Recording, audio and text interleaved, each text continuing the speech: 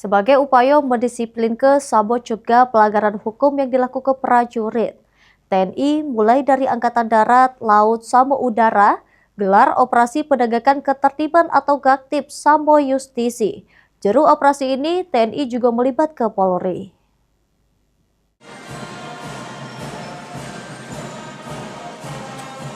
Bertempat di lapangan Kodam 2 Sriwijaya, Pangdam 2 Sriwijaya, Maijen TNI Ujang Darwis mimpin upacara operasi Gaktip Sambo Justisi.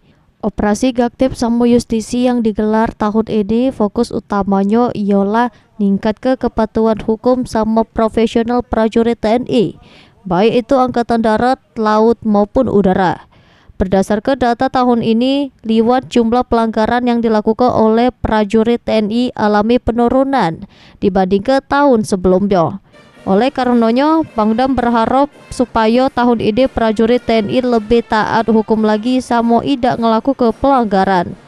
Untuk tahun ini, Pangdam neken bakal lebih edukatif terhadap prajurit khususnya yang masih anyar di satuan yang ada. Ya, edukasi kepada personil kita. Pertama, kita juga ada prajurit-prajurit baru di satuan-satuan JTP kita, contohnya di Kodam, ya, sehingga ini perlu kerja keras dari teman-teman kita di satuan POM TNI ini untuk sosialisasinya.